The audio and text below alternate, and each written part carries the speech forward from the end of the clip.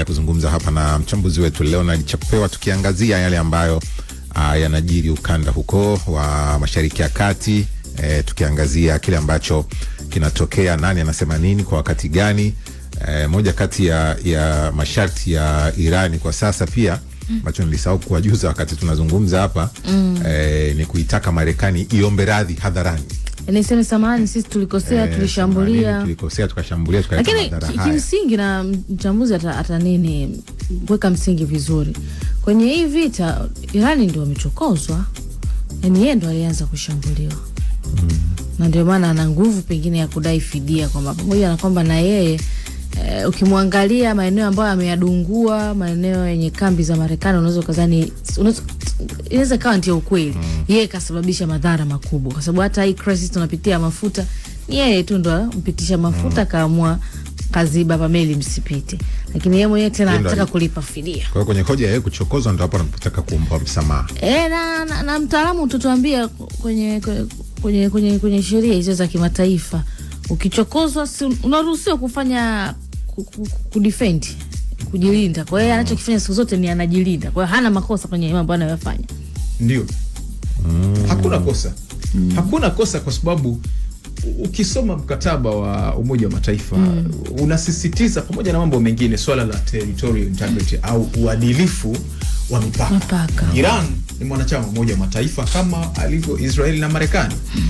Na ni kosa pia chini ya mkataba huo wa Umoja wa Mataifa kwa nchi moja kuwa na hoja kadhaa kuhusiana na taifa jingine mwanachama na pasipo kutumia vyombo vya Umoja wa Mataifa kama mahakama zile ICC, ICJ, kuziwasilisha ili zitolee ufafanuzi na maamuzi kwa mujibu wa sheria, kuivamia nchi hiyo. Sasa ukiangalia kwa mfano Marekani na hata Israel, hawakupitia Umoja wa Mataifa, hawakupata approval au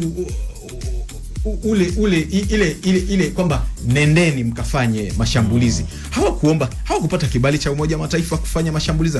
Hawakupeleka malalamiko haya wanayosema ya mpango wa nyuklia, yanayohusu ballistic missiles hizi au makombora ballistic ya ufadhili wa Iran katika makundi haya wanayoita kigaidi. Hawakupeleka haya mambo katika mahakama ya ICC, hakupeleka ICJ. Kwa hiyo Iran kusema kwamba anahitaji kuombwa radhi ni katika ule msingi, nafikiri kwamba walianza mashambulizi katika kipindi ambapo utakumbuka kulikuwa na mazungumzo ambayo yaliishia katika hatua ya pili Geneva, Uswisi, na ambayo yalikuwa na hatua ya tatu. Sasa kama kulikuwa na mlango wa ICC kwenda ICJ kuwasilisha malalamiko, kama kweli Iran ilikuwa na yale ya kulalamikiwa, kama kulikuwa na mlango wa mazungumzo yaliyokuwa yanaendelea baina ya Marekani na Iran kupitia Geneva, na hatua ya pili ikawa imetoa nafasi kwa hatua ya tatu, kwa nini walishambuliwa? Kwa nini walishambuliwa?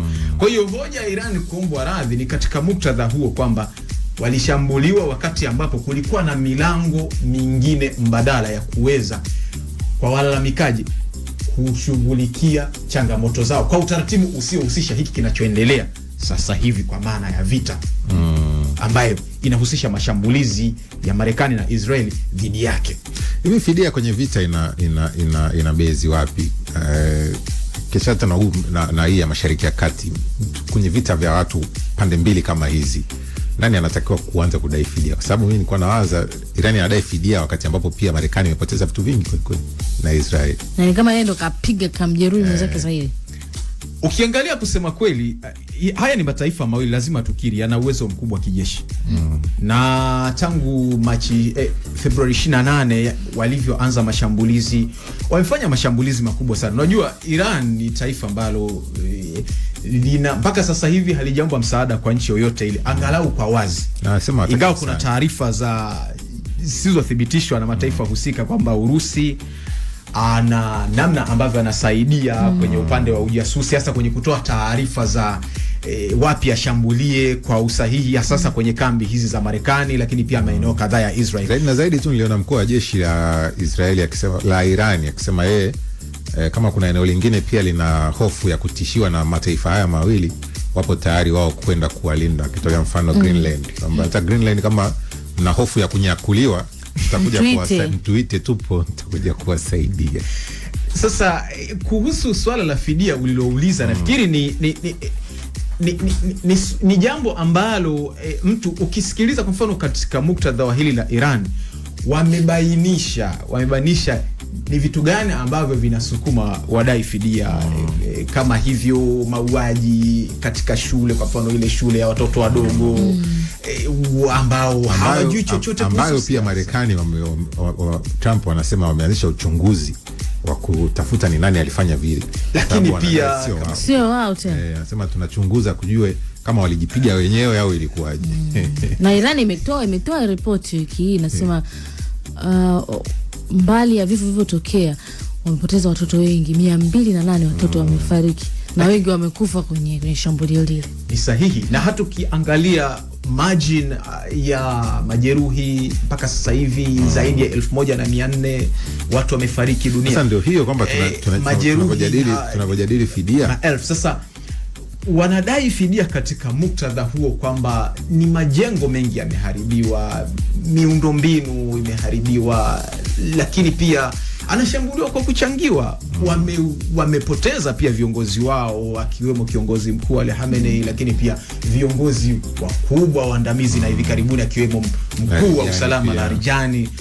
Kwa hiyo kuna viongozi wengi sana ambao wamefariki dunia na wanaendelea kupoteza vitu vingi sana. Na ukiangalia kusema kweli, japokuwa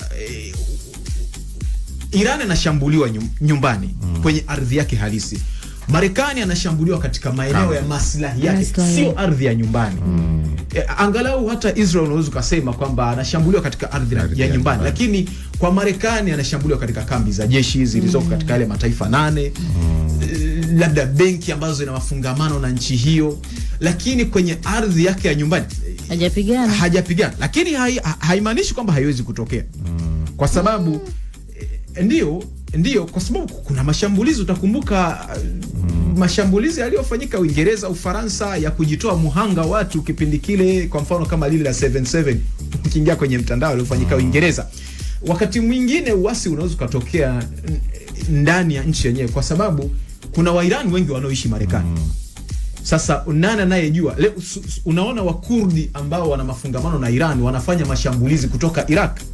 Sasa hivi Hezbollah wanashambulia kutoka Lebanon, wanashambulia Israel, wanashambulia kambi za jeshi zilizoko katika mataifa ya Ghuba ya Uajemi za Marekani. Kwa hiyo sio ajabu kesho ukasikia hata ndani ya Marekani kuna Wairani wanaanza kujitoa muhanga kwenye vituo labda vya treni za umeme au maeneo ya mkusanyiko mkubwa, kwa mfano kama Capitol pale kwenye ukumbi wa bunge, kwa mfano Senate, au hata Ikulu, au maeneo mengine kwenye viwanja vya ndege. Sio mambo ya ajabu.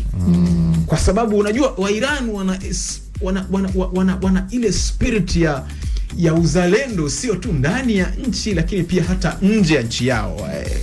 Kwa hiyo sio jambo la ajabu hili la dakika moja tu ya mwisho. Trump anasema haya yote yakishindikana, aliyoanzisha haya mazungumzo ambayo hayaeleweki, basi anakwenda kupigana ardhini. Tunaweza tukatarajia hili kama kwenda ardhini, maana yake sasa inakuwa ni vita nyingine kabisa. Ninapata shida kuamini hilo, kwa sababu kama kweli alikuwa na dhamira ya kuanzisha vita ya ardhini, katika zile kambi zilizokuwa kwenye mataifa 8 kabla ya vita kulikuwa na askari zaidi ya 40,000. Wewe ameongeza 7,000. Sasa hivi anaongeza 7,000. Hao tu mpaka sasa hivi wangekuwa tayari wameshaingia kama foot soldiers au askari wa miguu kutokea katika kambi hizo ambazo ziko pua na mdomo na Iran. Hawa 7,000 wanatoka Marekani. Hawa 40,000 kwa nini hawakuingia? Ndio swali hilo.